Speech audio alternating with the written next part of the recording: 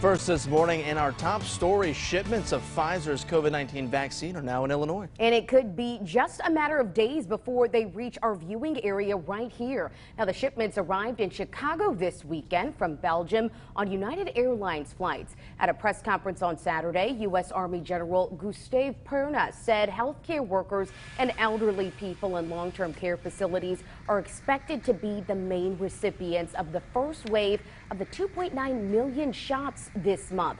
Healthcare worker inoculations could come as soon as today, and nursing home residents by the end of this week.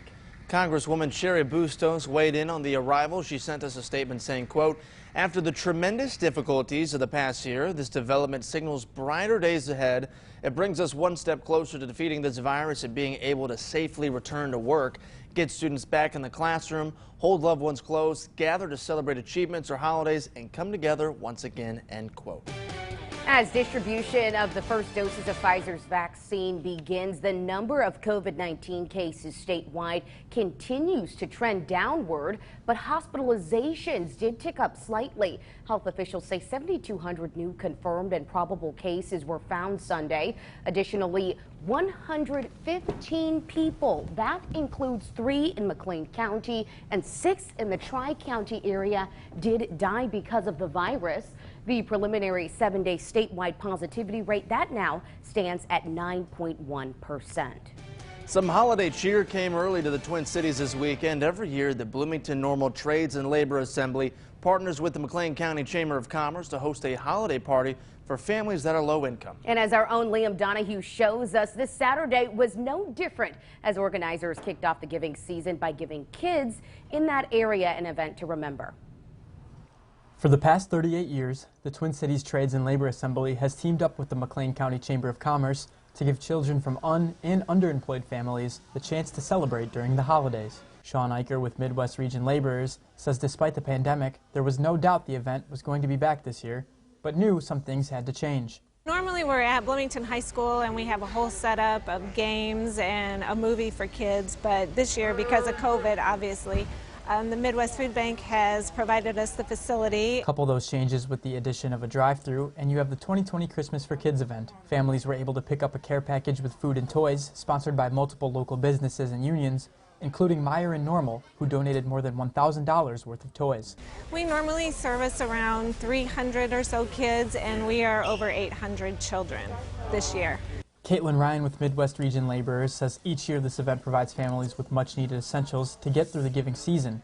And this year, with the pandemic causing a financial strain on many families, the need became even greater. With the pandemic and the uncertainty of jobs and parents having to be home now with kids for schooling, I think that has been a huge factor in the doubling of families.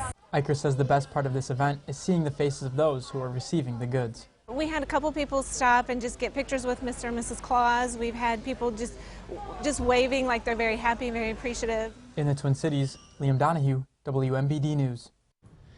In more holiday festivities, the East Peoria Festival of Lights continues with the annual Winter Wonderland light display.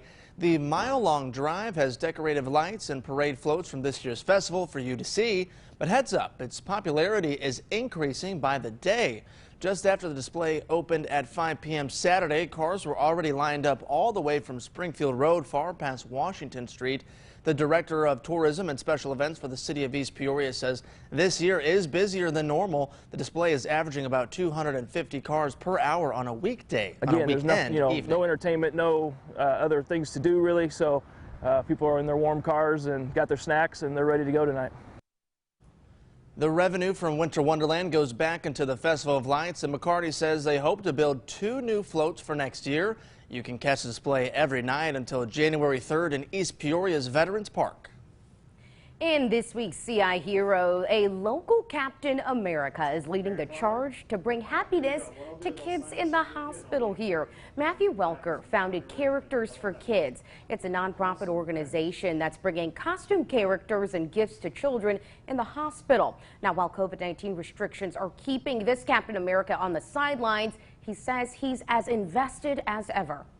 I know as a parent, when people do little things, even send small gifts or even the special visitors to the hospital, it really does matter so much when you can make the kids forget about the treatment and forget about all that's going on and just bring a smile to their face and help them with that. It's one of the coolest feelings in the world.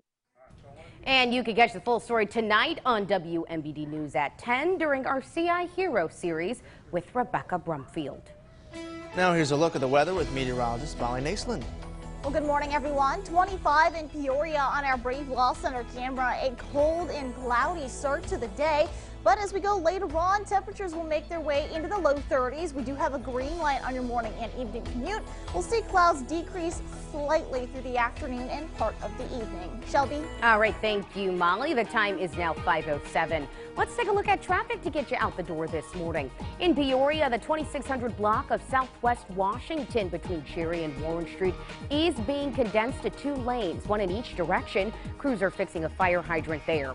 In Bloomington, McLean Street from Douglas Street to Mulberry Street is closed to all traffic as crews do some street work there. Crews in Bloomington are also doing street work on Mulberry from Prairie to Evans Streets. That portion of Mulberry is now closed to all traffic. And also in Bloomington, West MacArthur Avenue from South Morris Avenue to South Allen Street is also closed for water work there. Coming up, the world says goodbye to a real-life spy turned best-selling author. How he's being remembered up next in our national headlines.